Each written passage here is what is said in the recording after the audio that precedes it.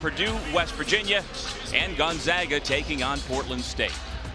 And welcome everybody. Happy Thanksgiving. We are privileged and so happy to have you with us here this week. Corey Alexander, Doug Sherman, and Corey, what are you most thankful for and looking forward to? I'm thankful to be able to go from one side of the street to the other, to be able to watch a game live as a fan and then come over and actually work on Thanksgiving Day. Happy Thanksgiving to every one of you out there. Absolutely. Okay, we're going to show you Kyle Filipowski, who has been magnificent to begin his college career for the Duke Blue Devils. Well, Kyle Filipowski has done something no Duke Blue Devil has ever done before. 3 straight double-doubles in his first career games, averaging over 15.5 points per game, over 10 rebounds, but has the ability to put the basketball on the floor, make plays off the bounce, but also the ability to stretch the floor beyond the three-point arc with a great shooting touch. So Kyle Filipowski has gotten started off to a great career and a great start for the Duke Blue Devils. And he is just one of many great pieces for the Blue Devils that we will get to see 3 times in the next 4 days here in Portland, Oregon.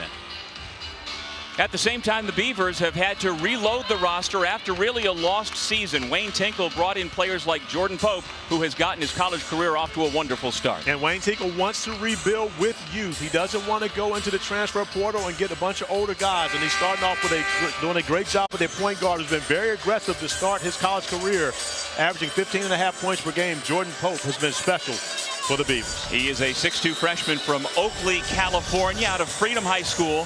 A lot on his plate as we are underway in the legacy bracket.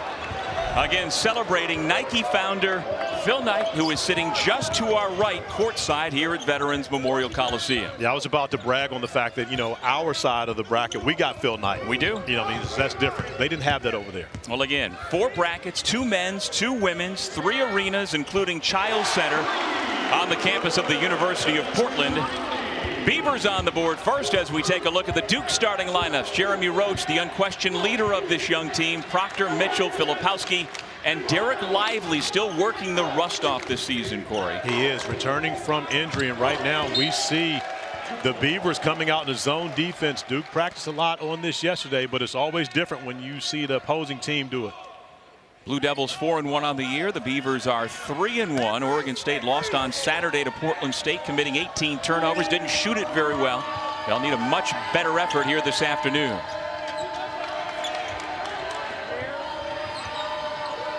This is Jeremy Roach, the lone captain for Duke, finding Filipowski off the front rim on his first shot attempt of the day. And that's going to be key for the Beavers in this game, is can they rebound? Duke, one of the better rebounding teams in the country, especially on the offensive end of the floor. So right now it's going to be important for the Beavers to take care of their defensive rebounding.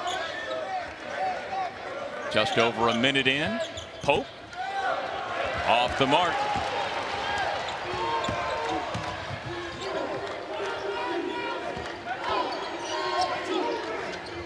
Filipowski sets the screen, gets the ball back. Another clean look, this time from the left wing, and again he's off the mark.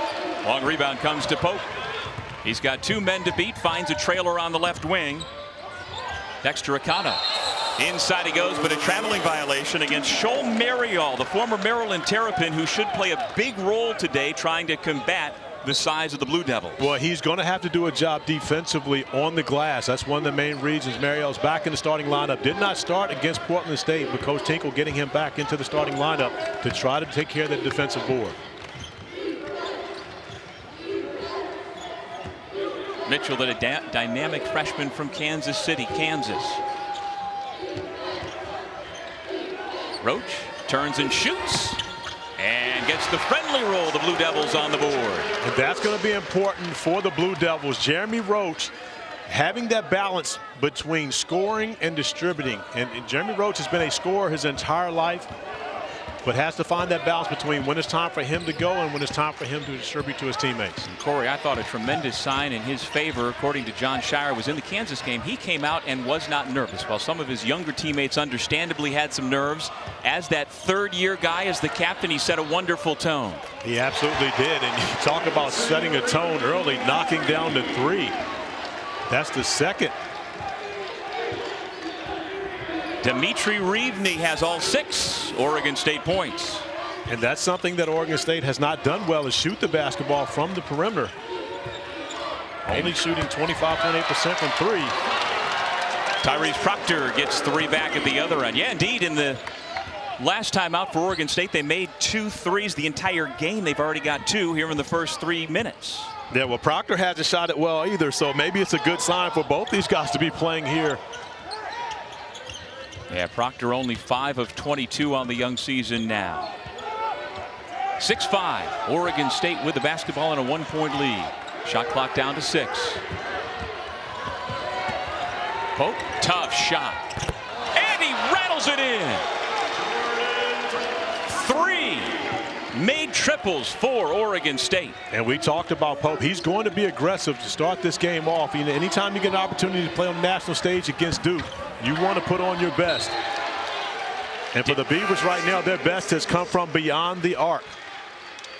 Jordan Pope coming off a screen, and that is not in the playbook. For the record, that is not the shot that Wayne Tinkle drew up. However, it is good for Jordan Pope coming off, staying aggressive. Well, his 15.5 points per game is the 9th highest scoring average nationally among true freshmen. Marial for 3, way off the mark. Was that in the playbook? It was, because Wayne Tinkle walked away from it with his hand up as if he were the official holding the 3 up. So he is okay with Show Marial taking that shot. Well, he's only taken now 2 on the year, still looking to make one.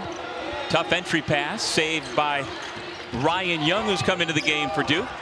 Drive and dish. Roach sets up Mitchell. He is denied. Duke will have it when we come back to Portland, Oregon.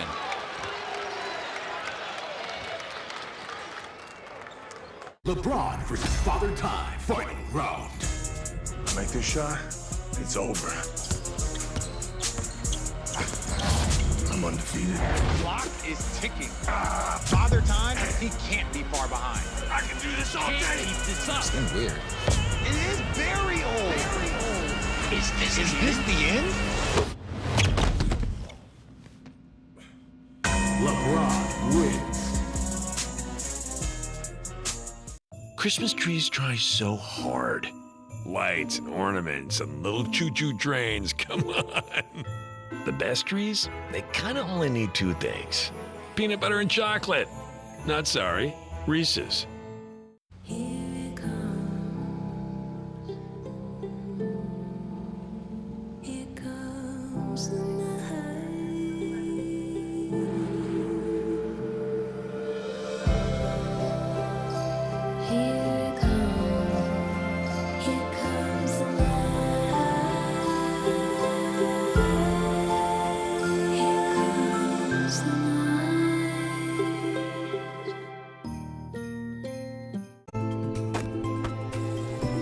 Make this December one to remember. Together. Happy holidays from Lexus. Experience the ACC Big Ten Challenge begins Wednesday at 7:15 on ESPN. Duke's freshman class has 3 of the nation's top-ranked players coming in. Derek Lively, Dariq Whitehead, Kyle Filipowski. And the last time the Blue Devils had that sort of freshman class, it was 4 years ago. Pretty good class. R.J. Barrett, Zion Williamson, and Cam Reddish. But we bring in Brooke Weisbrod. We're not just talking about the kids, Brooke. They have a junior leader, rather, in Jeremy Roach. They sure do. And you can imagine losing in the Final Four to your biggest rival can either break your spirit or it's going to fuel your fire. And for Jeremy Roach, he was ignited, and he embraced leadership as soon as the offseason started. And for him, that meant breaking through from letting his game speak for itself to now directing the huddles. But according to Duke's staff, Roach became way more vocal after hitting that big 3 to beat Michigan State in the NCAA tournament. John Shire told us this week, though, Jeremy can be too unselfish. Sometimes he passes up great shots for himself, and he says it's a feel thing. I don't want him to overthink it. I just want him to play instinctually. Now, Roach is going to have to balance patience and pace because, as you mentioned, Duke welcomes 7 freshmen. But a solo captain is rare, guys. Since Coach K took over the program in 1980, the Blue Devils have had just 1 captain 7 times. No doubt, Brooke. He continues to lean into it, saying, this is my team for sure, and he has found his voice. It really has, and he was also the one person that John Shire trusted to be able to come back with this group and be the leader. From that Final Four team ago, the most important guy to be able to come back would have been Jeremy Roach, simply because John Shire, as a former All-American point guard, needed a point guard to be able to run the show with all these young players and new players they have on the roster. Foul off the ball. And Roach was a top 20 recruit coming out of Leesburg, Virginia 3 years ago. Preseason All-ACC first team this year. But it's always new. We get our first look as well at Dariq Whitehead, one of the aforementioned highly touted freshmen, also working off some injury rust. He was number 2 in last year's ESPN 100, and he's posting up now number 0 in blue. Yeah, Dariq missed 11 weeks in the preseason, so it's going to take him a while to get back into playing shape. Basketball conditioning is different than just being in shape. Offensive foul. And that is exactly what Duke basketball is about. It's not always about protecting the rim by blocking shots. This is also a way to protect the rim. And this has been a great, not just good, a great defensive Duke basketball team this year, allowing only 53 points per game. And that's part of the reason why, when you've got guys like Blayton getting in there doing a great job absorbing the contact and taking the charge. Yeah, Corey, it's obvious. The man with the basketball right now, Jalen Blakes. When you watch Duke, he didn't get a lot of run last year, but now as a sophomore, his toughness just jumps off the screen at you. You see number 2 in blue. Beavers with a takeaway. Dexter Akano. And a foul on the rebound. And it'll go against Oregon State. And it goes against Shoal Marial. But one of the areas where Duke is struggling early in this game is to put points on the board and give Wayne Tinkle and the Beavers a lot of credit. Mixing up defensively, you see now on a dead ball, moving into a full court pressure, and then dropping back into a zone, giving Duke enough to think about when they get on the side of half court. Well, the first game of the Phil Knight Invitational bracket in the books. North Carolina, the #1 team in the country, got all it could handle from Portland, 89-81. This is our second game, the first on the legacy bracket. Duke pulls back to within a point. And that's a first also. The first three-point field goal Dariq Whitehead has made on the season in his Duke basketball career. Came into the game 0 for 5 from beyond the three-point arc.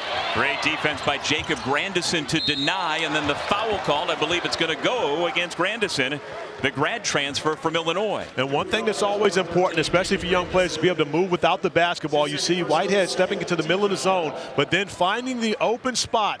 No one there to account for Dariq Whitehead as he knocks down his first 3 in his Duke career. How good can he be? 6'7", 220 freshman from Newark, New Jersey. He can be great, and he's a very young player. That's one thing about Dariq. He's very young, but also he can be great defensively.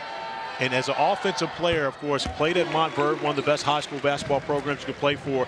Was there for 5 years, developed under guys like R.J. Barrett. He saw so many great players come through his high school, also there with Cade Cunningham. So he learned a lot and got to be a better offensive player, but he learned to defend early, and that's where he really can make his mark. Yeah, what a team. Scotty Barnes, Day'Ron Sharp, Caleb Houston. Really remarkable.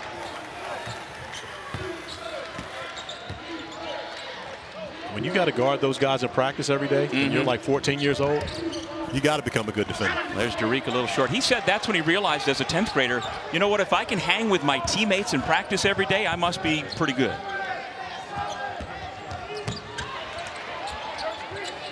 Akano, one of the captains, in a little trouble, finds a teammate. Beavers keep possession with 15 to shoot, and then they give it away.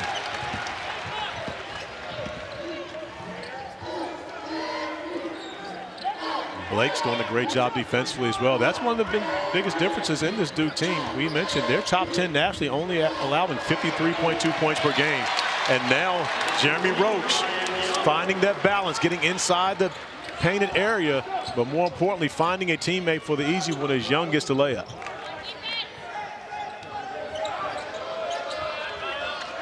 Reebney made a couple of early threes, now defended tightly by Filipowski. Akano creates space, then hits it off the front rim, and the foul goes against the Beavers and against Rodrigue Undella. We talked about Jeremy Roach. Even though he's a junior, he is in a different role this season. He is the primary ball handler, and he's doing a great job early in this game, finding his time to distribute and get his teammates involved. He's been dedicated to his sport for many, many years. He commuted 45 minutes each way each day from Leesburg, Virginia to Fairfax and back every day to attend St. Paul VI PVI. And when you say 45 minutes, that's on Saturday with no traffic. Roach gets a clean look. A little strong. Big rebound for Whitehead. He gets the ball back. And from the right corner, starting to heat up, number 0. I think they just started something, Dougie Fresh. You think so? Yeah, Derek likes playing here in Portland. Was part of the Hoop Summit team here in Portland last spring. Yeah, he played with Derek Lively and Kyle Filipowski in that event, the Nike Hoop Summit, and against his current teammate, Tyrese Proctor, who was with the World Team. Traveling violation against Jordan Pope. Derek Whitehead finding his shooting stroke here in Portland. An offensive rebound for the Blue Devils where they're great. Derek comes up with it, relocates, find the spot, 3-ball, corner pocket is good for 0 in Duke Blue.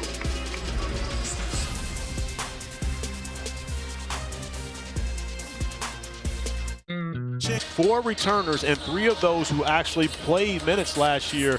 Joe Mario had to sit out last season, so it's a brand new team, 11 newcomers, 8 of those true freshmen. And right now, Wayne Tinkle likes his team. He likes what they're building in Corvallis right now. Well, he is the 3rd winningest coach in program history, trailing a pair of Naismith Hall of Famers, Slats Gill and Ralph Miller. They're way ahead, but Coach Tinkle trying to rebuild what they have shown they can do. He's been to the NCAA tournament twice in his 9-year tenure. Whitehead tries for a 3rd 3, can't do it. Oregon State with the basketball trailing for the first time this afternoon.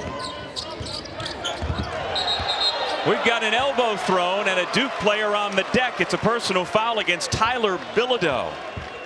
And Bilodeau, instead of using his feet to get open, uses his, we won't call it an elbow, we'll just say forearm.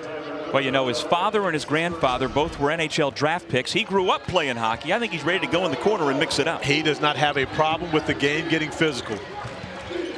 And now he's going to have to be physical on the post, guarding a bigger Filipowski. Filipowski with the spin and the pretty finger roll. And that was finesse. It wasn't about being physical. That was simply finesse. Filipowski, who's missed his first couple from beyond the 3-point arc, takes it inside. 7 feet 230 with quick feet like that. Glenn Taylor is yet to get involved in the offensive end, trying to get him the ball there. Knocked out of bounds as once again Jalen Blakes goes flying.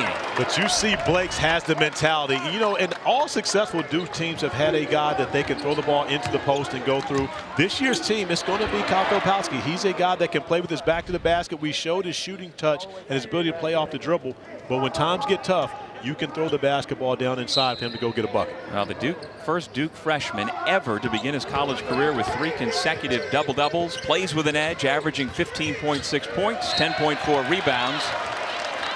Tell you what, Blakes is a difference maker right now. He is putting a lot of pressure on anyone handling the basketball for the Beavers. Coach Shire says he's flat out a pain in the rear end to play against. I can see that. But he's one of those guys you want to have on your team. Whitehead going to dribble up. He says to Roach, come on. He goes the other side. And the 3-ball misses by Blakes. And again, number 35, Glenn Taylor, the leading scorer for Oregon State, yet to get scoring. One and done. Missed from the corner by Jaden Stevens. Oregon State has now missed its last 5 from the floor.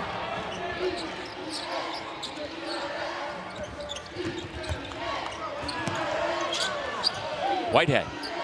Another 3-ball. No. Fight for the ball out of bounds, and Duke will keep it. And that's what Duke has done all season long. Gain extra possessions. They're 5th nationally in offensive rebound average, 16.8 per game. And one of the rules of basketball, if you get more shots, you're probably going to win. There are certainly different metrics. If you just look at a box score without seeing the final score, that give you an indication of which side came out on top. Filipowski looked like Stevens may have gotten a piece of it on the way up. Shot clock down to 7. Mitchell, a lot of contact, and he'll shoot 2. Well, as mentioned, this Phil Knight tournament has 4 brackets going on. Basketball at 3 different venues around the city and coming up on ESPN2. How about Iowa State and Villanova, Corey? Kyle Neptune taking over at Villanova, replacing Jay Wright in a very similar scenario as John Shire. They're the guy replacing the guy. And finding out it's way different having to move over those 12 inches into the next seat. But I believe that both Duke and Villanova are in great hands with the two. I got to call them young men. They're younger than me. It's Quite a bit younger than you. Wait, you didn't have to say it like that, though. Well, you know, we saw it last year with Hubert Davis replacing Roy Williams, and, you know, frankly, they had a lot of struggles throughout the regular season. In spite of the fact that they were national runners-up, they got blown out 6 or 7 times. They really did, and it takes a while. I mean, when you think about players and taking a while, stepping into new roles and becoming comfortable with it, it takes a while for coaches as well. Derek Lively back into the game for Duke, #1 in blue, post defending against Rodrigo Ndella.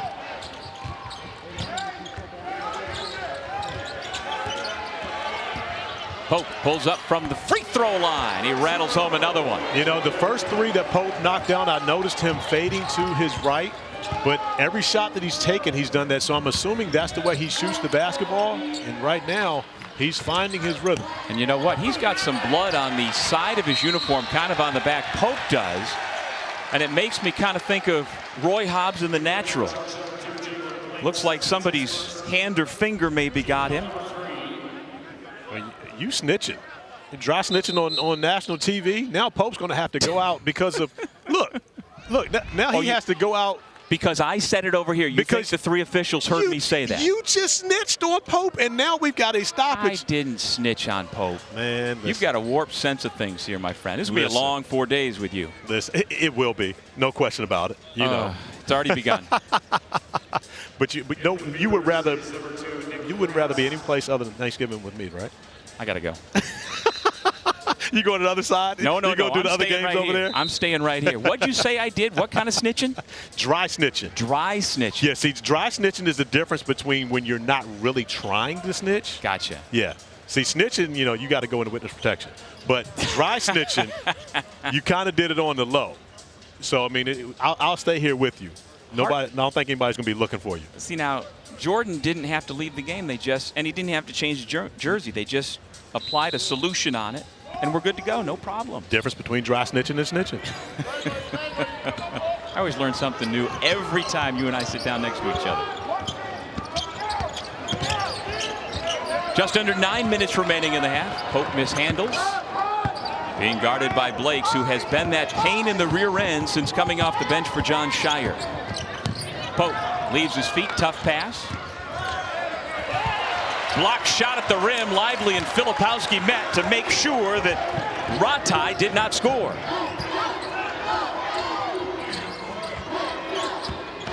Proctor. Lively back out front. Filipowski. 4 freshmen on the floor along with the sophomore Blakes, and he travels. We look at the difference between the 2 bigs for Duke. You'd think Filipowski the scorer, but Derek Lively, this is what he does. He protects the rim with the best of them. Part of the reason why he was the #1 ranked player in high school basketball a season ago, and we've talked about Dariq Whitehead returning from injury. Derek Lively also missed a lot of time with a calf injury. He's wearing the sleeve on that right calf. It looks like me going to work out right now. Going back to that old man thing you were talking about a minute ago. See, I didn't talk about me being an old man. That was you. Here's Pope. Created some space and buries the mid-range shot. And I think Pope might have got away with one on that one. You know, Jeremy Roach could have embellished it quite a bit, but he definitely lowered the shoulder going into that move. But I love Pope's aggressiveness to start the game. Here's the old soul on the Duke roster, 24-year-old Jacob Grandison back into the game. He began his college career for Bill Carmody at Holy Cross, then transferred to Illinois after Carmody retired, and now finds his way for a final season at Duke.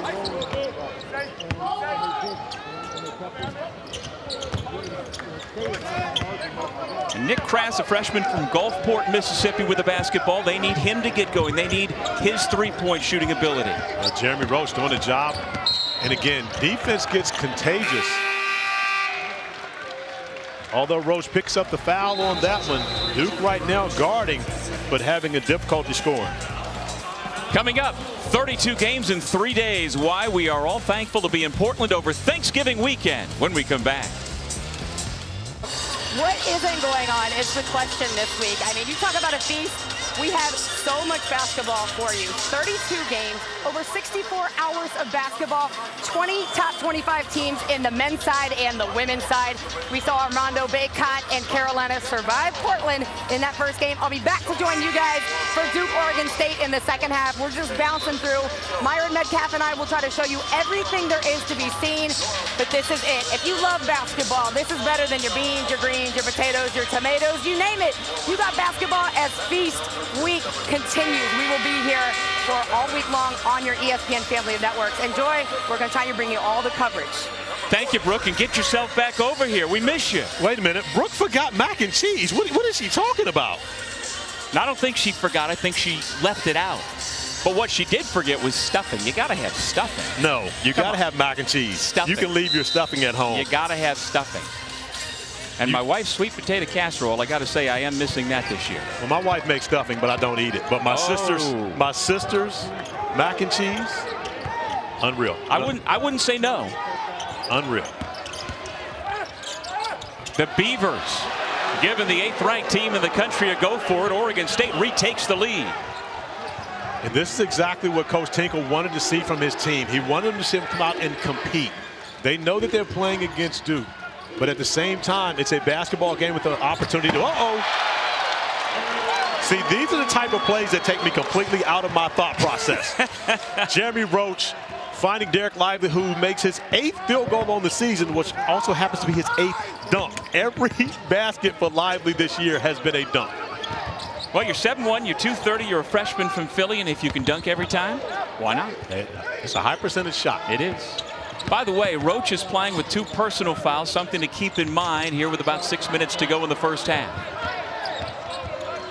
Undella under control with a little baby jump hook. Undella does a great job of really displacing Lively. We talked about Lively. He's not the biggest guy right now. Whitehead from the left corner. Got a good looking stroke. He's made a couple so far today.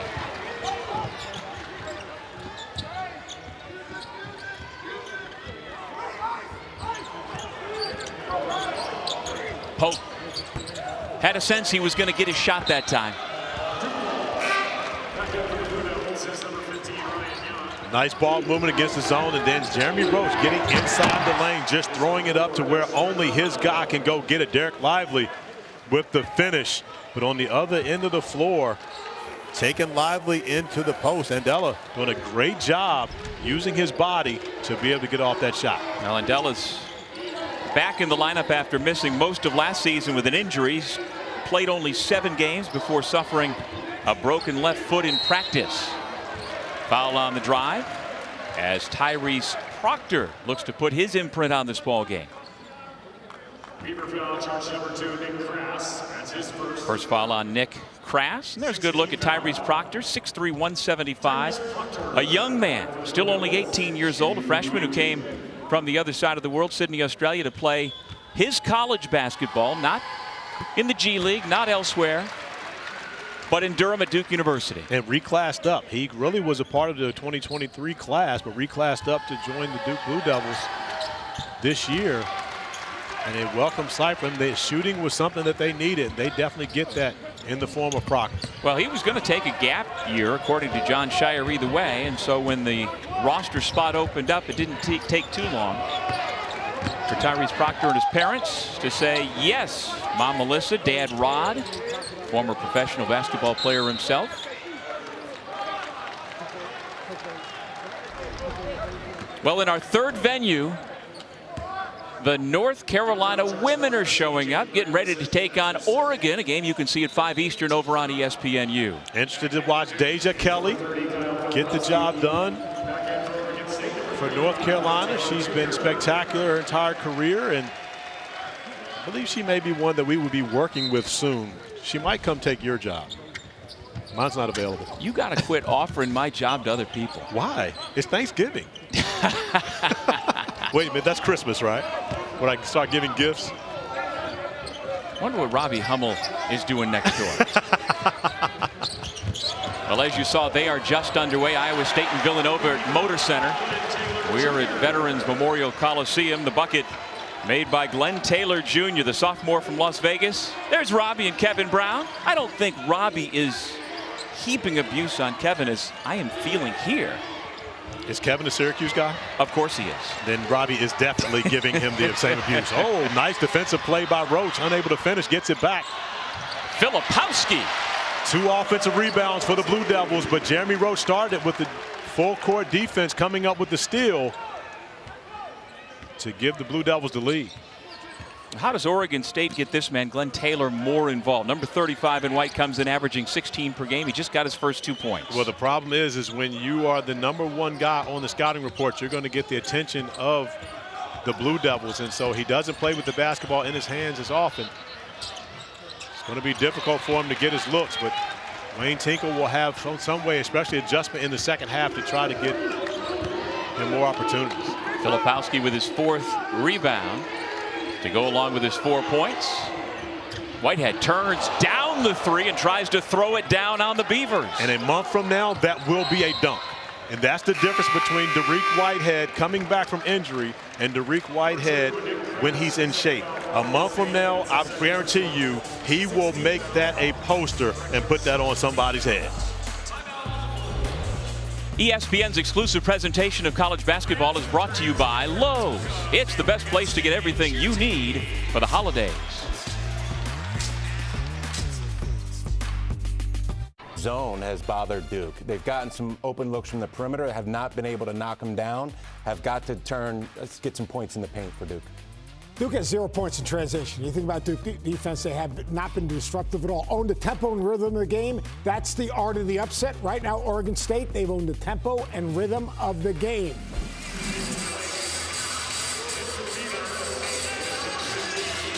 Zubin and guys, thank you very much. With Corey Alexander, I'm Doug Sherman back in Portland.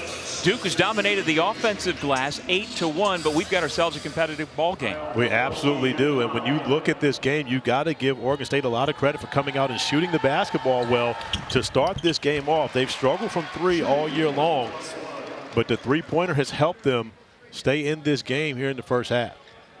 Jordan Pope leading the Beavers with 7 points.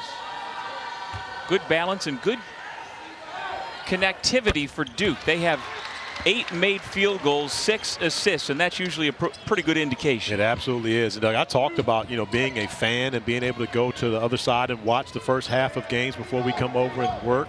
But I went full fanboy earlier today. My man Phil Knight is sitting right beside me. I had to go take a picture. Yes. I mean, again, that is one for the ages right there. Very seldom do you get an opportunity to take a picture with Phil Knight, and he actually is sitting here right beside us with Eric Lautenbach, who is one of the masterminds behind this event. Talked with E earlier, and he said this was simply a gift. The whole Phil Knight Invitational and Legacy tournaments were a gift to Phil Knight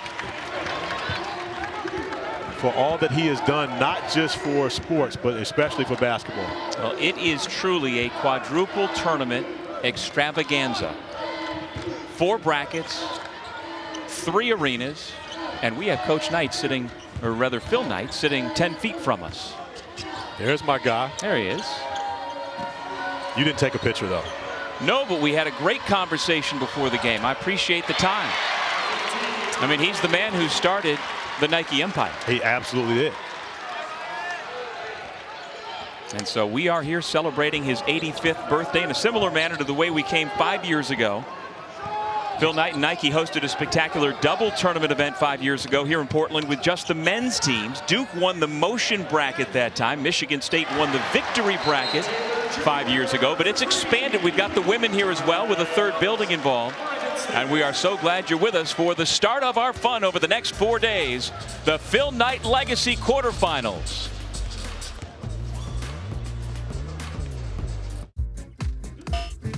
Magenta. I hate cartridges. Not magenta, not magenta. I'm not going back to the store. Magenta! Cartridges are so... The Epson EcoTank.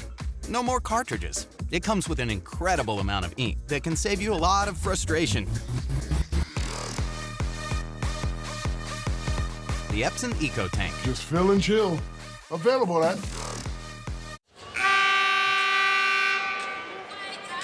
Back at Veterans Memorial Coliseum, the former home of the Portland Trail Blazers. With Corey Alexander, I'm Doug Sherman. Are you old enough to have played in this building when you were in the NBA? I did not play in this building. I believe I played in what was the Rose Garden, and I believe that is now the Moda Center right across from us. I think my entire career was played there. I don't remember playing in this building. But this is the building where the Trailblazers, led by Bill Walton, won the NBA championship. Who will be here later this evening calling games, I believe. There was a special chair sitting out here, and it had "Do Not Touch." So I'm assuming that was Bill Walton's chair. Yeah, he and Roxy Bernstein will be here. And Bill Walton does have a special chair in both buildings waiting for him. Blake's missed the three, and on the rebounding action, we've got a foul that goes against the Blue Devils. And if I had to guess, I would say this is also the building that Bill Walton won an NBA championship in the 70s with the Portland Trail Blazers, correct? That's what I'm saying, yeah, 1977. Okay. Did you say that earlier? I did. Thanks for listening. Yeah, I never listened to you. About 90 seconds ago, I said that very thing. Really? But when you walk into the building, up on the concourse level, there is a huge photograph of Bill Walton in all his glory with the red beard, his arms raised from 1977. Well, you know, Bill Walton was a big fan of the Corey Alexander beard. He was part of the reason why I kept it for a week longer than I normally would have. Okay. Yeah, that was a heck of a beard. I don't know if we have a shot of it, but coming out of the lockdown, Corey was very much a hermit and looked like it when we put him back on camera. Well, it's not just here in Portland, Oregon. We've got college basketball all around the country and off of the continental United States as well, including the battle for Atlantis. Kansas needed overtime to defeat Wisconsin, and USC and Tennessee also in overtime right now. So great games going over in Atlantis. Checked out earlier, my guy Jimmy Dykes doing a great job. Did I see him talking to the Seals earlier? Well, you know, Jimmy can speak to anyone. He can speak Seal? Yeah, absolutely. Whitehead off the bounce. Taylor with a rebound. Sophomore from Vegas dribbles up, gets it back. Akano fouled on the three. Filipowski allows for the chance for a 4-point play. And I was going to say a great 2-for-1 opportunity for the Beavers, which could turn out to be a 4-for-1 opportunity for the Beavers right there, and chance for a 4-point play as Akano knocks down the three ball. Filipowski comes out. The contact, the bucket is good. And right now, Oregon State not only hanging with, but one-upping the number 8 team in the country here in the Phil Knight Legacy Tournament. Well, Corey, that was just the first foul of the day on Filipowski. A couple of Dukies, Roach and Grandison are on the bench with 2 each. And then there are 3 Beavers with 2 fouls each. Marial, Crass, and Bilodeau. Well, we talked off the top about the brilliance of freshman guard Jordan Pope. And Jordan Pope, and this shot is a little unorthodox. You see him fading to his right, but it's good. And you see Pope, that's really his style. He likes to take the ball to the right, and this time going to the left, is able to go to the step back, knocking down the shot after a little contact with Jeremy Roach.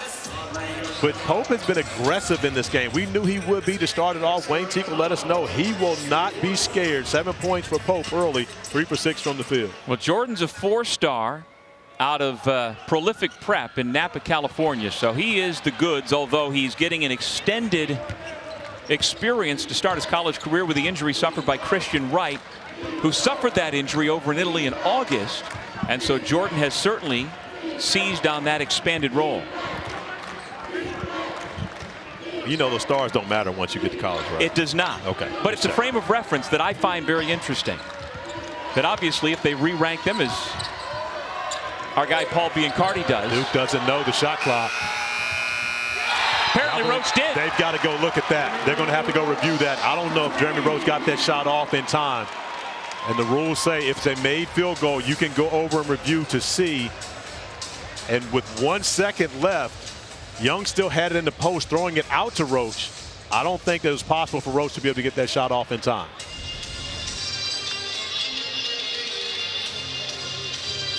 Ooh. It is good. Ooh, quick release by Jeremy Roach. That does look good. He's the junior leader. He knew. He understood how much time he had. clearly. He knew. No one else knew.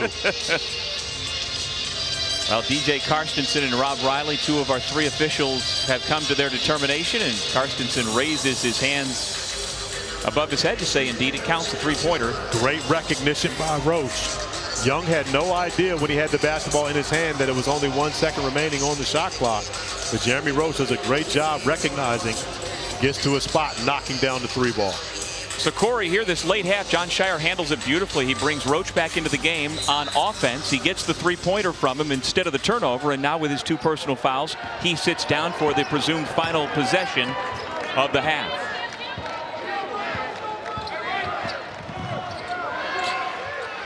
Reevney off the back iron, long rebound. Shot at the buzzer. No foul, and that'll do it for the first half. The 8th-ranked team in the country being pushed by the Beavers from Oregon State. And give Oregon State a lot of credit. Wayne Tinkle coming out, mixing up his man and his zone defenses, throwing Duke off and throwing their rhythm off a bit. Oregon State battling on the glass as well.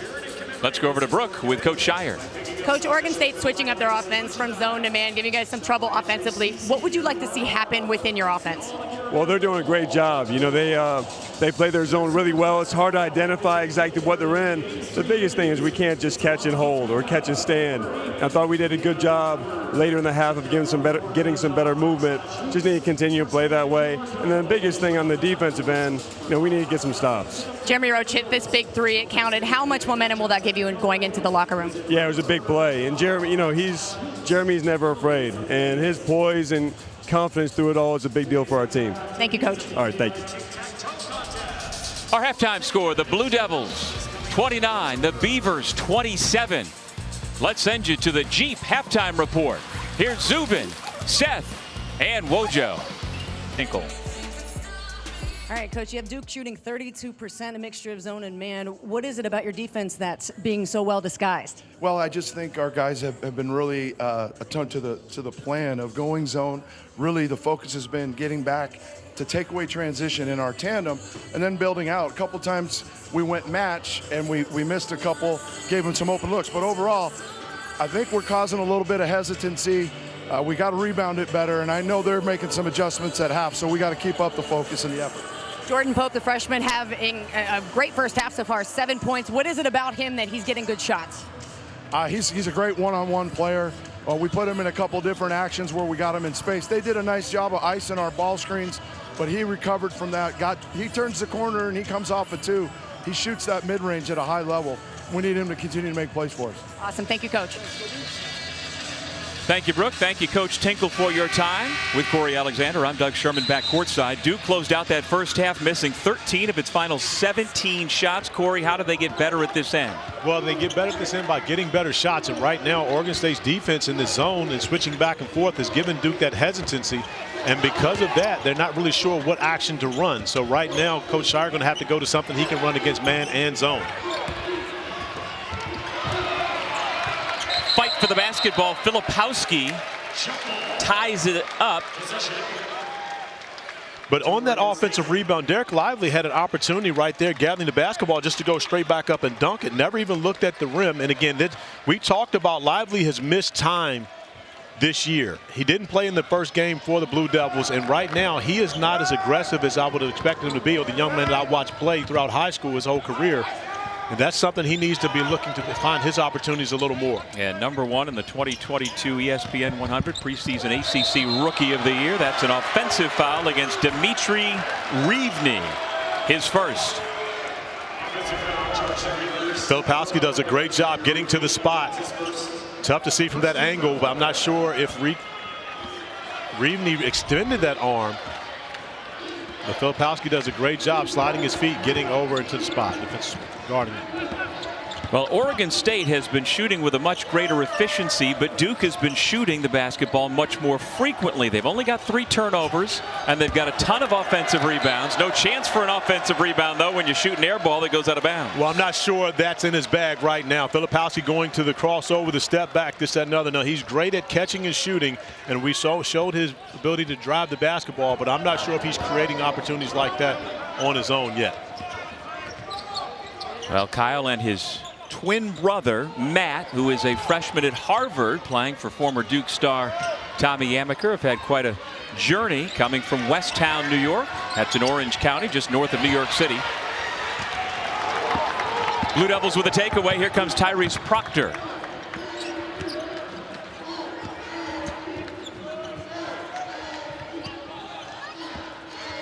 Proctor and Roach in the backcourt. It was a quiet first half for Mark Mitchell, who came in averaging nearly 12 points per game. He just has a single free throw make.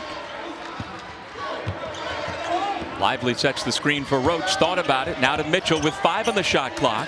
Change to the right hand, and Marial says, get that out of here. Well, that's one of the advantages that Oregon State has. They have 2 shot blockers in the top 11 in Pac-12 play right now. So Marial is number 11, comes up with a big block, his second on the afternoon. Steal on the baseline out of bounds. A foot race, and Pope gets caught from behind, but count the basket. It's a goaltending against Derek Lively. I would love to see that one because it didn't look like he got that on the backboard before Lively got to a great angle. Ooh, I think that's a good block.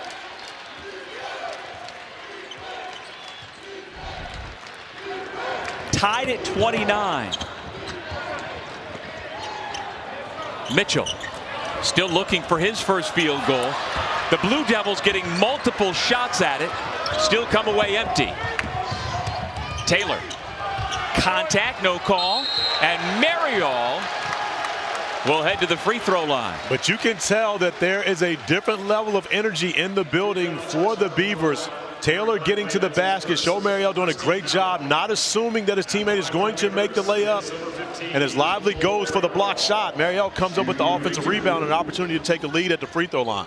Did you see yesterday, Corey, during the Oregon State practice when I threw a perfect bounce pass to the big man at 7-2? He turned and laid it in. I got my first assist of the week here in Portland. No, I showed up a little late. Oh, you didn't see that?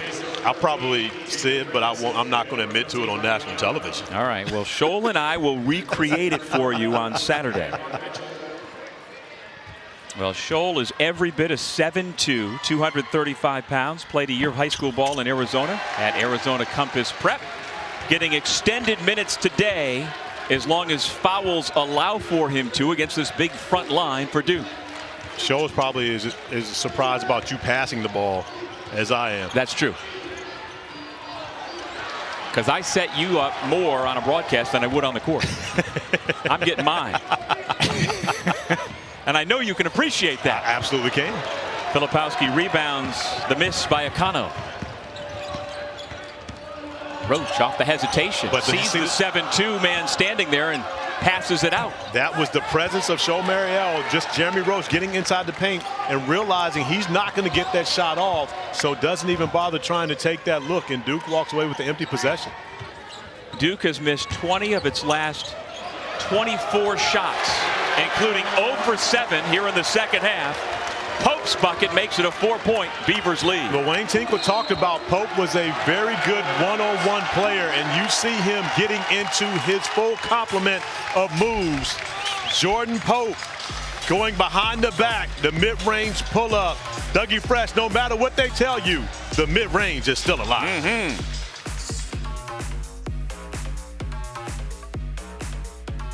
Find your beat, your moment of calm. A second go-round head coach Sean Miller back in Cincinnati, trying to get the Musketeers back to where he was regularly taking them deep into the NCAA tournament.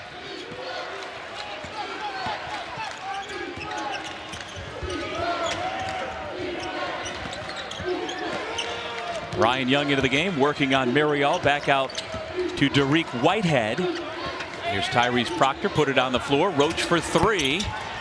Whitehead rips the rebound away, goes back up, and he was fouled. It goes against Dimitri Rivny.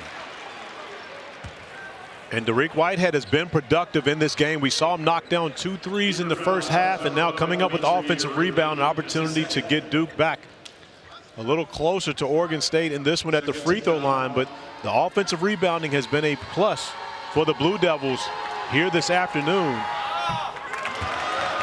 But it don't matter if they don't convert.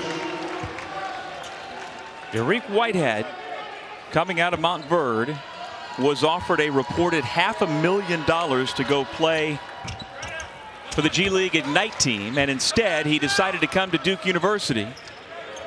And it's options like that that are so interesting in this day and age, Corey, where these kids have real good options, whether they turn pro or whether they come to college. There's money to be made either way. There absolutely is, and I love the fact that these young men and women are getting an opportunity to make money off their name, image, and likeness, whether it's through college or going the professional route right out of high school. I appreciate, and I'm thankful on Thanksgiving Day that you and I are able to make our living off of college basketball, and it stands to reason that the players should benefit financially as well. Jacob Grandison looking for his first bucket.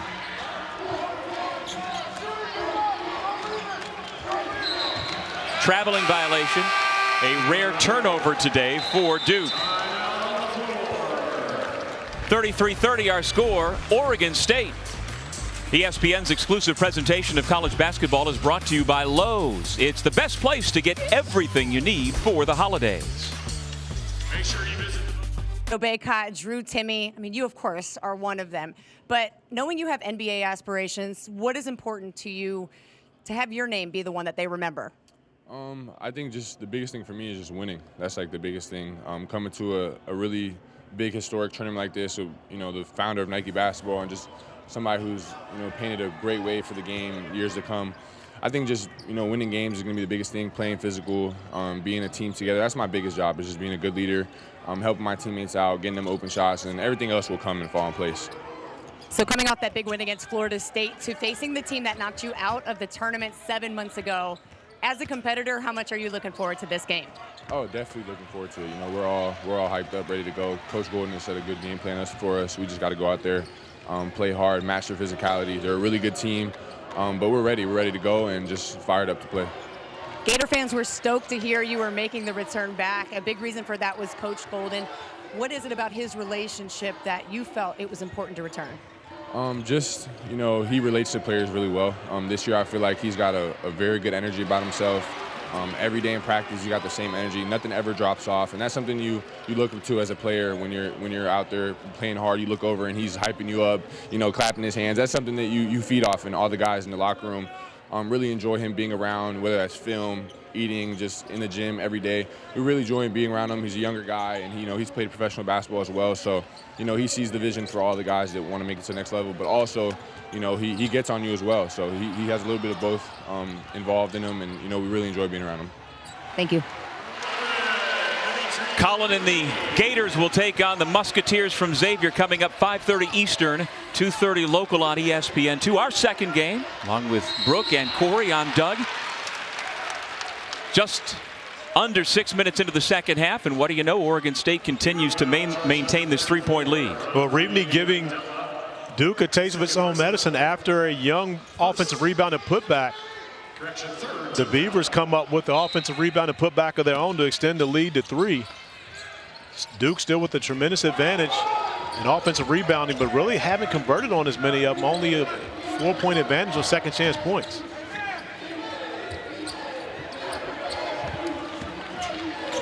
Ten to shoot. Roach, pitch to the corner.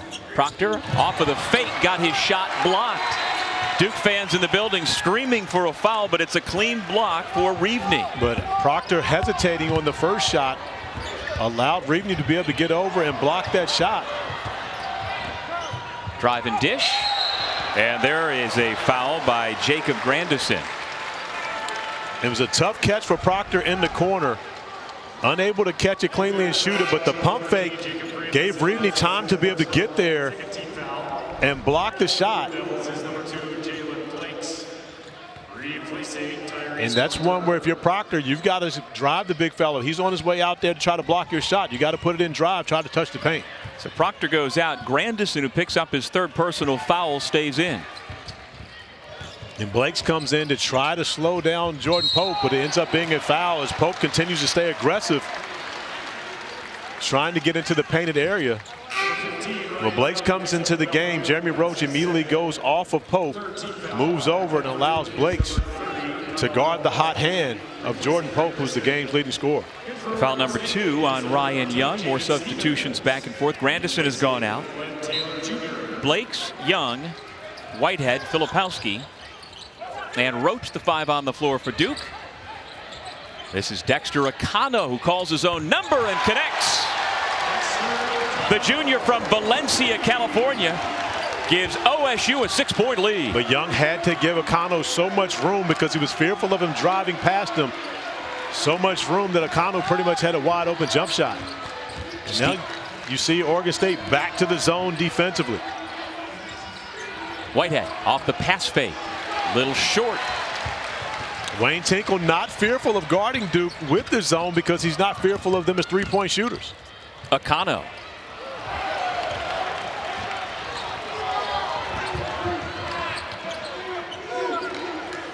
Now it's in moments like this where you're facing a little adversity. I would assume most of the Duke players are looking to Jeremy Roach. And the thing is you can't just pass the ball around the perimeter looking for threes. You've got to find a way to get inside the painted area, which they do a great job there. The high-low pass from Filipowski to Young gets the easy bucket. Right on cue, Corey. Every once in a while, you surprise me. You know, I mean, I'm much smarter than I look. Let's just say that. Well, I would hope so. I'm not just a pretty face, Dougie Fresh. Third foul on Roach.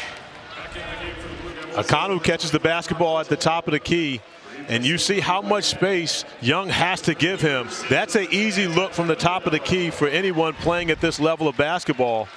That's a practice shot. Well, Akano, he is a Marquette transfer, spent 2 years in Milwaukee, one as a redshirt year before transferring to Oregon State.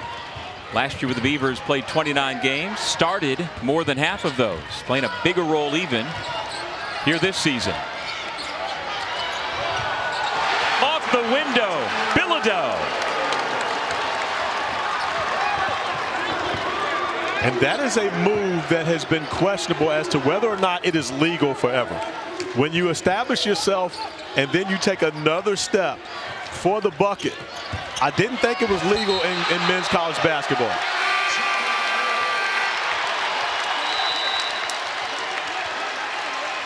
Oregon State getting the job done here close to Corvallis.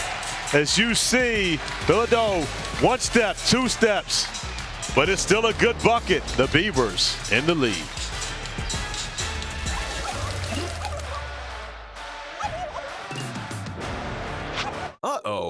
And it's a byproduct of Wayne Tinkle switching defenses between man and zone. You see a possession of man-to-man and then a possession of zone defensively. Duke does a great job going high-low interior passing.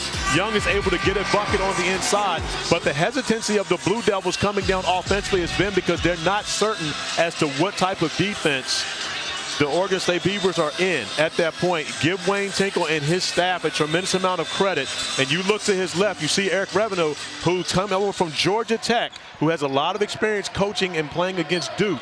And right now, that experience has helped the Beavers thus far. Filipowski turns and is fouled.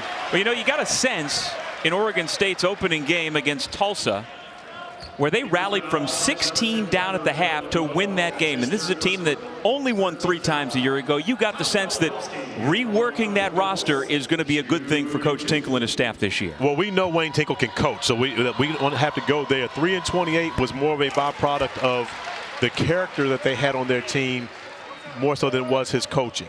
And Coach Tinkle told us yesterday, hey, we had to make a move in a direction with younger players who were committed to being here and being part of a rebuild. And right now, they don't look like this is a rebuild today. They've looked great here this afternoon, up 4 on the number 8 team in the country. Well, one of those freshmen, Tyler Bilodeau from Kennewick, Washington, has 3 fouls now. Filipowski for Duke with a couple of free throws. Foul on the shot, everything but the finish for Jordan Pope. And we talk about Bilodeau. We mentioned his hockey background in the past, but one of the things that Coach Tinkle loves about his team is they're not going to be fearful. Even in this moment, he made it clear to us they're going to compete, they're going to play. And you see Bilodeau here with the nice find, taking advantage of the aggressiveness of Blake's on the perimeter. The back cut gets Pope an opportunity at the free throw line. And that personal, Corey, went against Ryan Young. It's his 3rd. There's a look at Tyler Bilodeau. His father, Brent, was selected in the 1991 NHL draft, 17th overall by the Canadiens. Brent never played in the NHL, but did have a 12-year professional career. And Tyler's grandfather was a Flyers draft pick in the 6th round back in 1971. And again, Tyler grew up playing both hockey and basketball, has chosen hoops at the college level. Pass deflected. It comes back to Roach. Thought about the three, turns it down for Mitchell, and he was fouled before the shot. Now, I don't know much about hockey, but I can't wait to hear where this is going. That's the disclaimer. But wouldn't Tyler be a little tall on skates for hockey, or are hockey players actually that tall? There was a Boston Bruin who was 6'9", so you can be that tall. But you're right. Typically, they are not that tall. Zdeno Chara, I believe, was 6'9", and he's, if not already in the Hockey Hall of Fame, he's going to be in the Hall of Fame. I can remember when I was playing for the Denver Nuggets, and we were terrible, by the way. And the Colorado Avalanche, which we had the same ownership, were winning Stanley Cups. That's why I didn't care for hockey. Well, Bilodeau has his 4th foul. If he was playing hockey, that would just get him more ice time. Mitchell misses. Foul on the rebound as Young came away with it.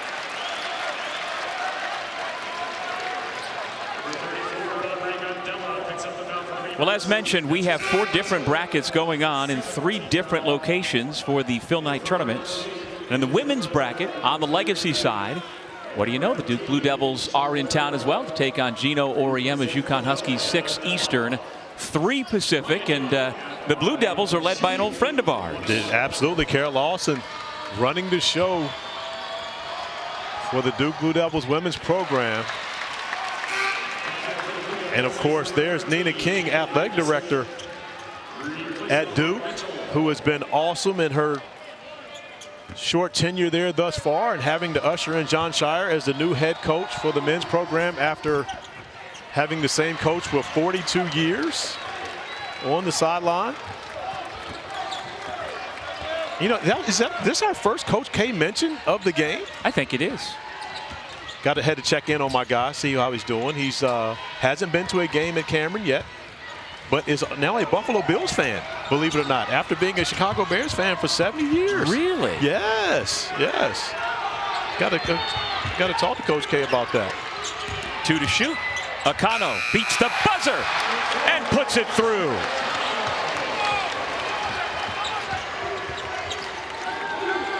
Midway through the second half, the 8th-ranked team in the country trails by 6.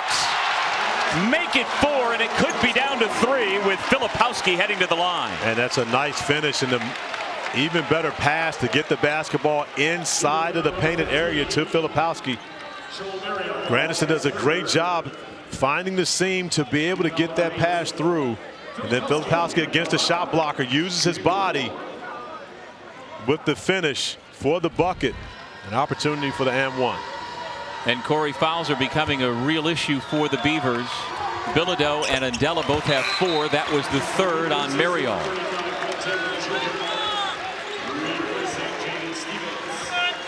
Jaden Stevens goes out. Glenn Taylor, one of the co-captains, comes back in. And there is Mariol, the former Terrapin. And now you see the Blue Devils extending the pressure full court, trying to find a way to speed up Oregon State to see if they can get a turnover, but really just token pressure.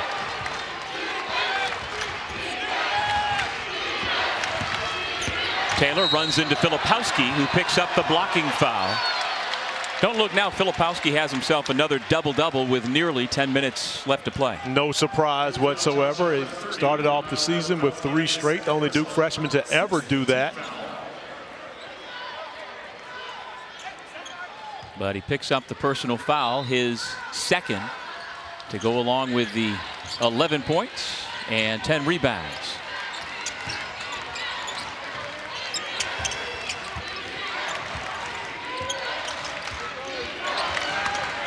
Akano got a paint touch, finds an open teammate, but the corner 3 is off the mark by Reevney. Here come the Blue Devils, down by 3.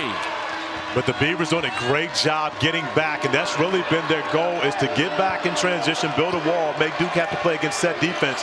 Even after the air ball on that possession, did a great job getting back. Filipowski. Shot and air ball, kept it alive to Young.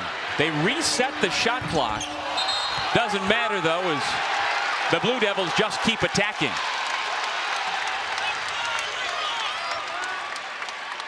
Ryan Young doing a great job. Young actually on offense boxed out Show Mariel on that possession and was able to get an opportunity at the free throw line because he was the aggressor, getting inside position to pick up an offensive board. Now Mariel picks up his 4th personal foul. In talking with Oregon State assistant coach Stephen Thompson before the game, he was hoping that the officials would let them play and that the Beavers' physicality in this type of matchup would benefit them. But at this point, they've got 3 players with 4 personal fouls. And you've been waiting for just the right time to mention your Syracuse guy, Stephen Thompson, correct? You got that right.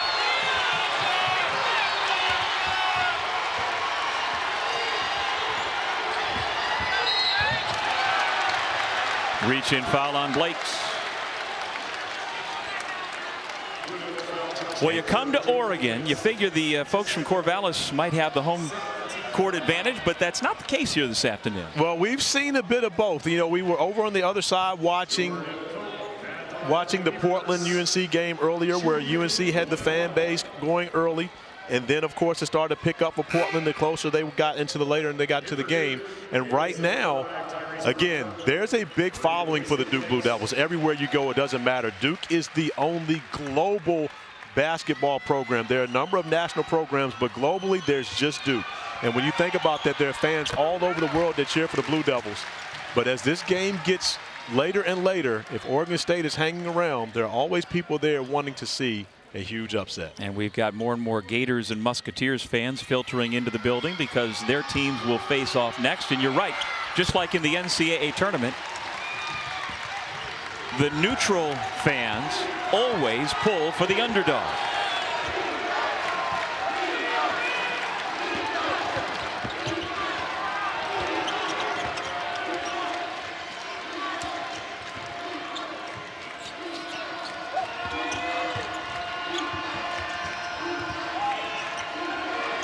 Seven to shoot. Filipowski rises and connects. Ball game tied 45 apiece.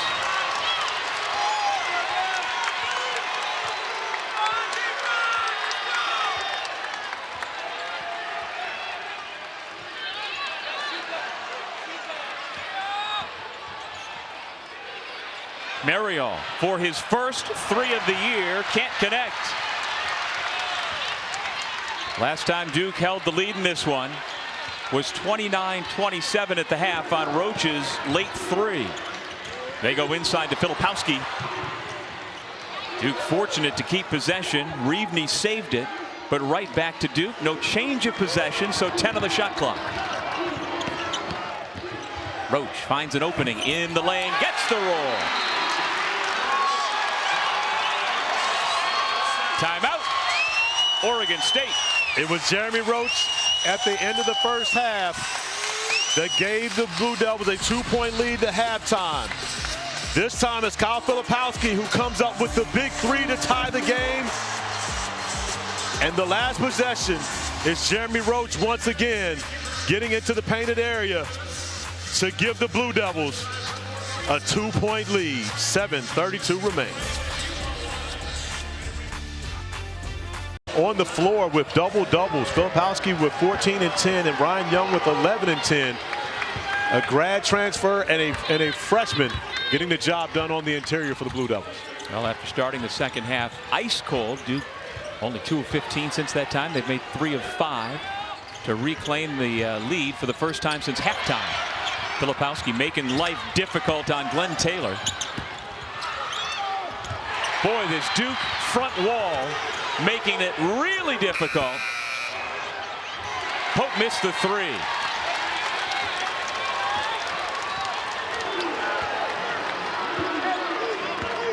And right now, the Beavers back into a man-to-man defensively, showing Duke different looks each and every time down the floor, trying to mix it up to keep the Blue Devils off balance. Young with a quick spin, but apparently he traveled.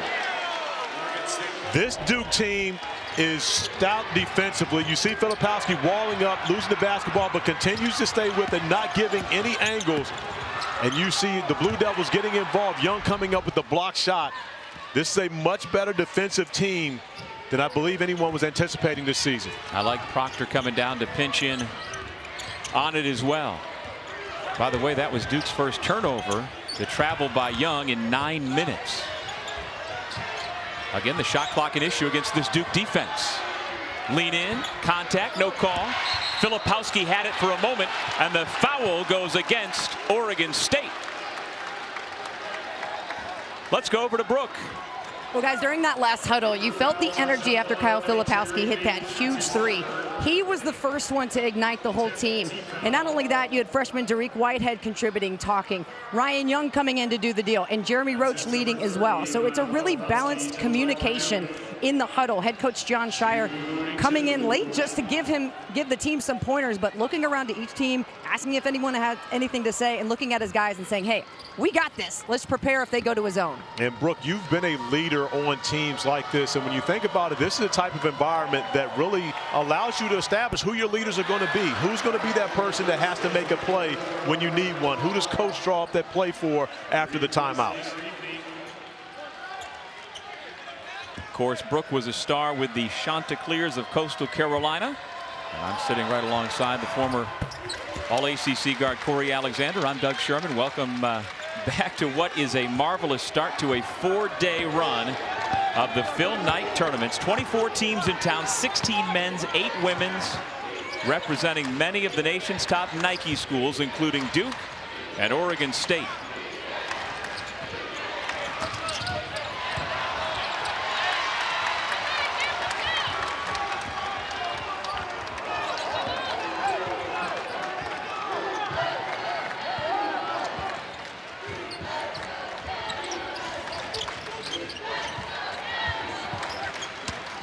Proctor finds Filipowski. Quick pass inside to Young.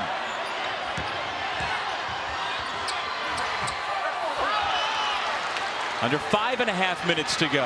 And you see Coach Wayne Tinkle sticking to the man-to-man defense. And part of the reason for that is because it's so difficult to rebound, defensive rebound out of a zone. And that's where Duke has really hurt Oregon State, is on their offensive glass. So going back to the man-to-man.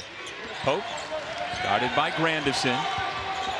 Pope averaging 15.5 points per game. He defers this time. A beautiful bounce pass to Undella. Nice find by Pope. Getting into the painted area, staying aggressive, and looking out for a teammate. Yeah, he averages 4 assists per game, playing that lead guard spot as a freshman for the Beavers. Proctor with a wide open look. Young pulls it back out for Roach. Another possession, another offensive rebound for Young. He has been awesome on the offensive glass. His 6th offensive rebound on the afternoon. Out of bounds.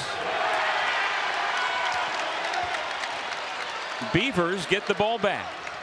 Yeah, Corey, you're talking about the extended possessions. Offensive rebounds now, Duke 18, Oregon State 5. But when you look at second chance points, it's not a huge advantage for the Blue Devils as you would expect when you're up 13. Only a 7-point advantage. Right, so it's a 2-to-1 points advantage when it's more than a 3-to-1 rebound advantage.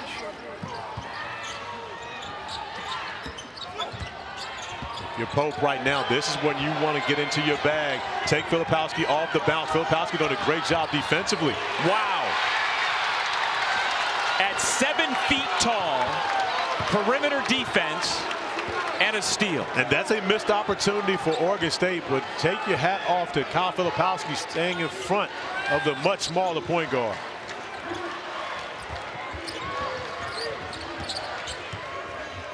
Proctor off the feed from Roach. Halfway down came out. And there's that man again, Kyle Filipowski. The offensive rebounding is great, but the most impressive thing I've seen out of Kyle Filipowski today is this: moving his feet defensively and then taking the ball from the point guard. Filipowski doing it all.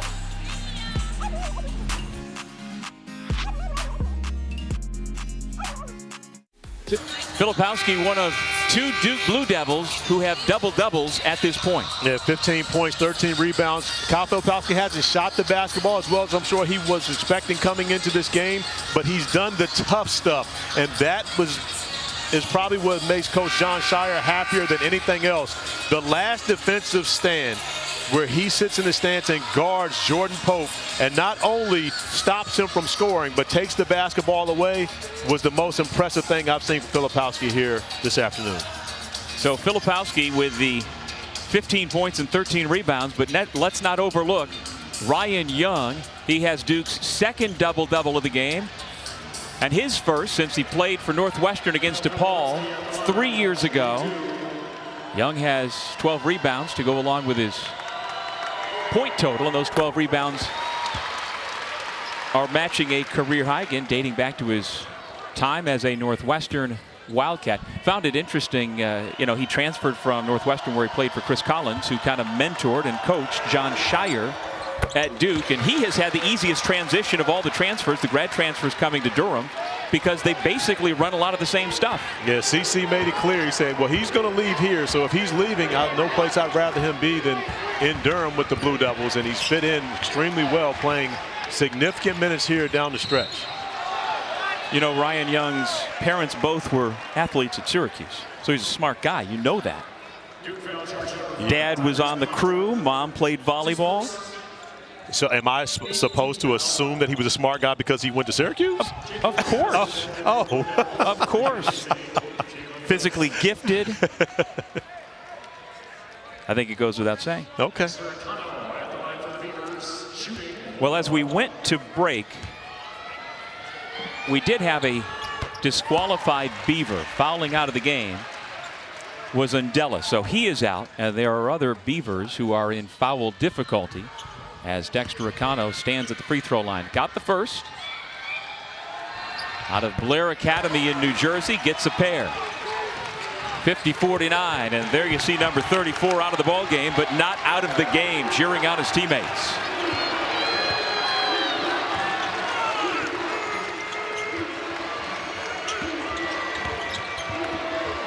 Proctor wide open. Off the back iron. Numbers if the Beavers hurry with Jordan Pope. Now they'll pull it back out. Taylor. Acano.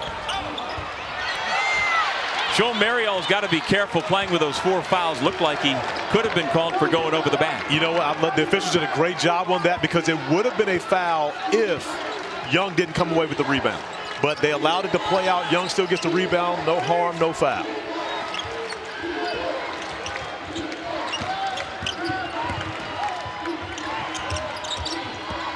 Proctor into the lane. He passes it away right into the Duke bench.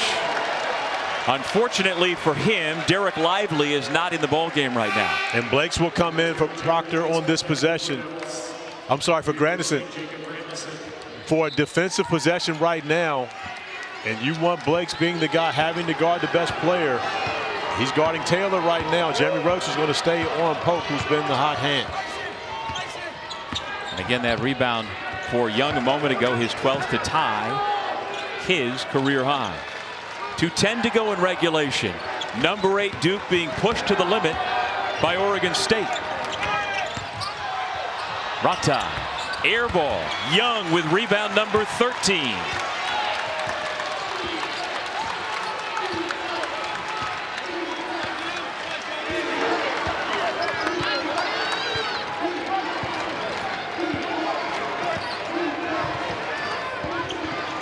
Roach uses the screen from Young, finds himself with a little opening. Young gets the rebound. Smartly brings it back out. Young fortunate on that one. I saw 2 hands in the back of Joe Mariel. Told you he was smart. Yeah. Well, hey, wait a minute. That's Northwestern. That's different. Roach, tough shot. Didn't catch iron. Young with another rebound. And the shot clock should not have reset. And so we're going to have a stoppage to get it right. John Shire was yelling to Blakes to shoot the basketball. He knew the shot clock doesn't go. That's the second possession where Blue Devils didn't know that the ball didn't hit the rim, and shot clock did not reset. But I believe we're going to come away from this with a shot clock violation. And the Beavers with an opportunity to go put points on the board right now, see if they can regain the lead. Jeremy Roach goes to the basket as Mariel goes for the block. The ball never hits the rim. And as it's thrown out, the shot clock resets. I believe this will be a shot clock violation.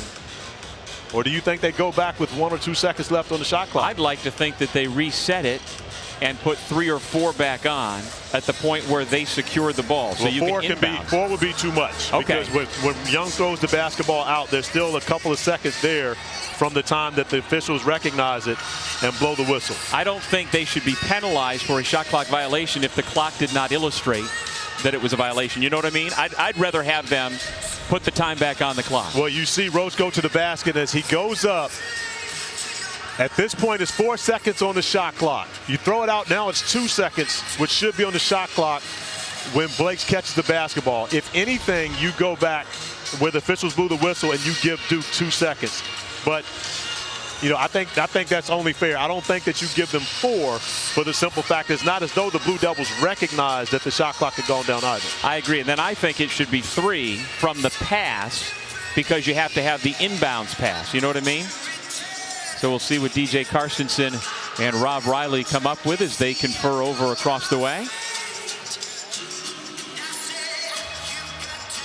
By the way, Ryan Young just keeps piling up the rebounds. 15, including 8 offensive boards.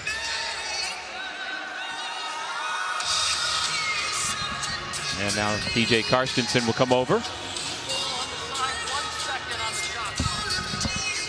So we're going to have 1 second on the shot clock, and that is exactly when the officials blew the whistle, recognizing it will be Duke's basketball at the 28-foot mark, but only 1 second remaining. So UVA beat Syracuse on that one. Both big-time Nike schools, by the way. That's a good point. Syracuse actually was maybe the first huge Nike school. Those original orange kicks back in the 80s? The dunks. Which are so popular today. Can't get them anymore.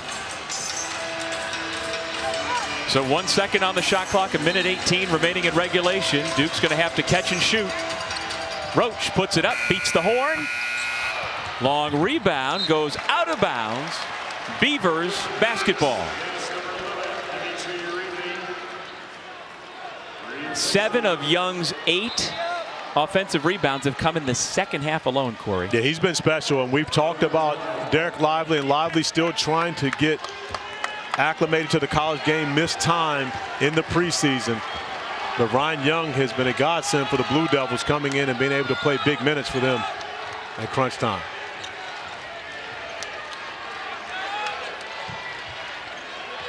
Under a minute to go. Akano is fouled by Proctor. That was an explosive move by Akano right there. Proctor had no idea. Only option he had was to foul him. Third foul on Roach. And so now Akano, who is a very good foul shooter, you see 2 for 3 today, 87% on the year. 15 out of 18. And of course he comes up short on the first of the 1-and-1. I blame you. I'll take that. Timeout, Duke.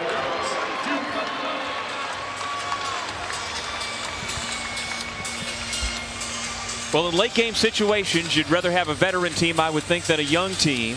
Jeremy Roach is the leader, now the sole captain for Duke. Where do they get their leadership from in these situations? Well, you're going to start with 3 guys who have been important in this game. You got Jeremy Roach with the basketball in his hand. You're going to make sure that Kyle Filipowski is involved in the action, but also Ryan Young, who has been spectacular. You most likely want to go middle pick and roll with those 2 guys involved, one rolling to the rim, the other popping up as a shooter. But this is the guy right now who has been the one for the Blue Devils. Kyle Filipowski catching the basketball on the interior, finishing through the shot blocking, and then knocking down the big 3 to tie the game. But it hasn't been just about Filipowski. You've also got Ryan Young, who has been great on the offensive glass, 8 offensive rebounds, and more importantly, been able to finish around the rim, giving Duke that post presence that they needed to have. Both guys with double-doubles here this afternoon. And Duke has gotten much more in the early part of the season out of Young than even they could have hoped for, right? I believe so. And again, you're talking about a grad transfer coming in. You don't know what you're going to get from him, but he has been more than advertised for the Blue Devils this season.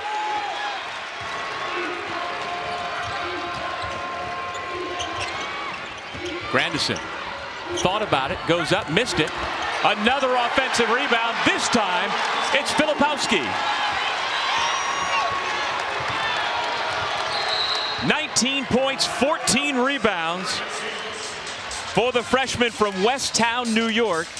And now timeout on the floor called by Oregon State. Wayne Tinkle told us yesterday how important it was going to be for his team to take care of their defensive board. We talked about it coming into this game. Grandison, who was hesitant on taking this shot, but gets it on the glass. And that's all you have to do for Kyle Filipowski and Ryan Young. Give them the opportunity to go get the offensive rebound. And Duke's best offense throughout this day has been to just put it on the glass and let their guys go get it and get those second chance points.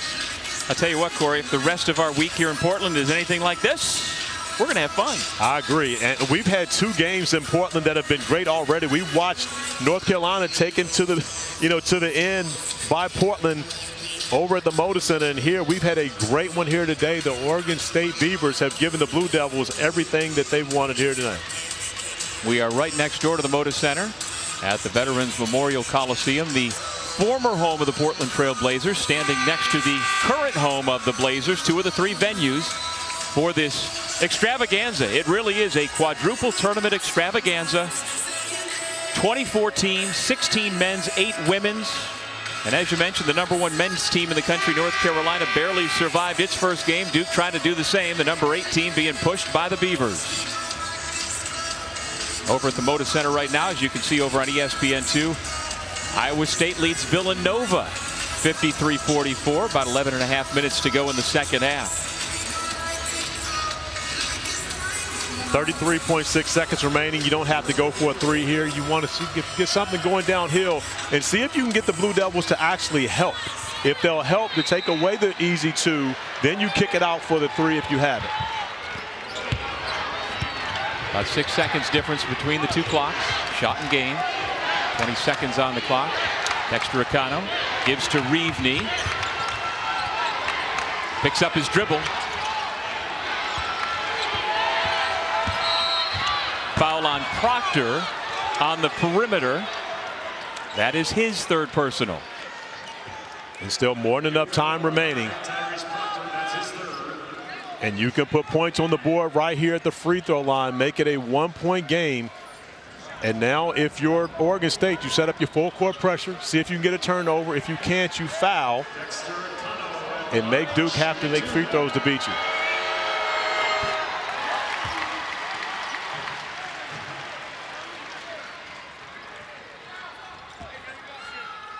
Dexter Acano, one of the 2 co-captains for Oregon State, makes a pair of big free throws. Back to a 1-point game.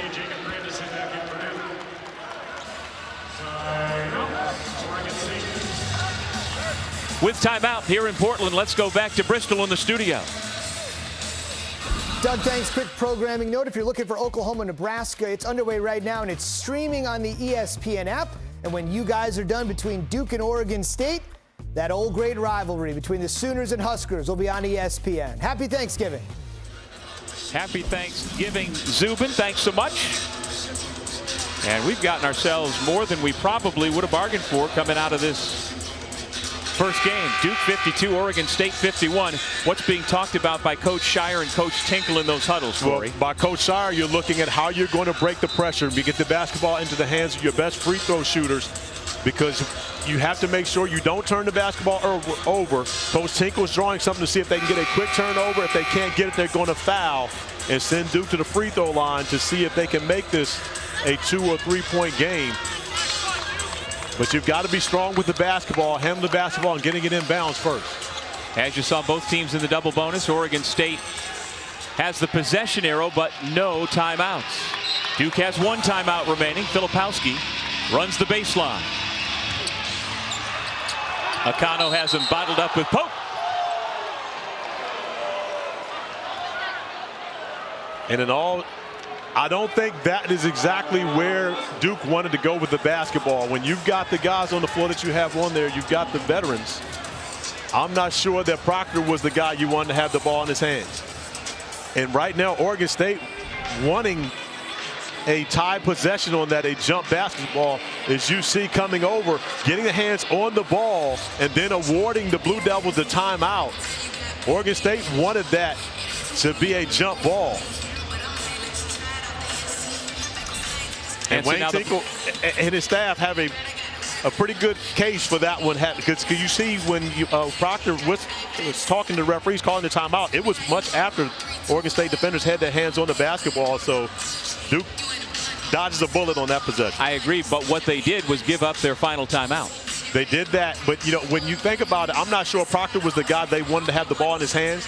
They would much prefer to see Roach, Filipowski, or even Young in that position, or Grandison as well, because those guys have been there before. You're talking about older players outside of Filipowski, but Filipowski's been to the free throw line throughout this game. He's been able to convert those. Proctor, who started out 4 for 4 from the free throw line early, has gotten those attempts, but I don't think he was the guy they really wanted to get the ball in his hands.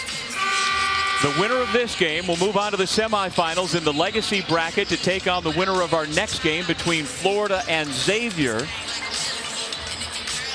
Neither side has a timeout remaining, and so now the Blue Devils are tasked with getting the ball inbounds again. Grandison, Young, Proctor, Roach, and Filipowski, the 5 coming out of the Duke huddle. Now, you tell me this, basketball rules, can he run or no? No. Oh, it's on the sideline now. Okay, I thought it was underneath. No, definitely can't run on the sideline. Filipowski still looking, gets it in, 12 seconds to go, and then the foul is given with exactly 12 remaining. And now you've got the veteran, Grandison, at the free throw line. Of course, there's no guarantee that the older players go and make the free throws. But if you're John Shire, you trust guys who have been in this position before. That's part of the reason why Grandison's on the floor. And by his own words, he is a late bloomer from Oakland, California, out of Berkeley High School. Had his 3rd stop collegiately, and 2 big free throws. Looked pretty good on the first.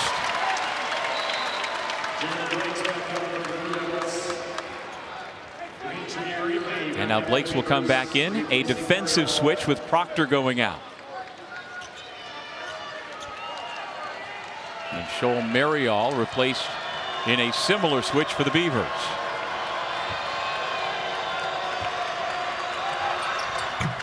Duke has made 12 of its last 14 free throws and lead it by 3. 10 seconds to go. Pope for the tie. No, long rebound. Tap back out. 3 seconds to the runner. It's no good. And the Blue Devils survive.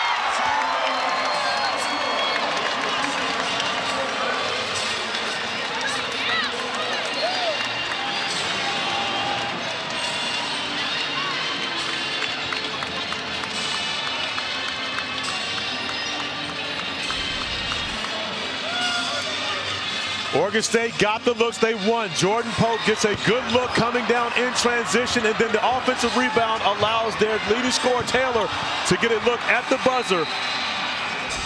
2 great looks for the Beavers to try to tie it and send it in overtime. A pair of double-doubles led by that man, Mr. Filipowski. Duke wins at 54-51. Let's send you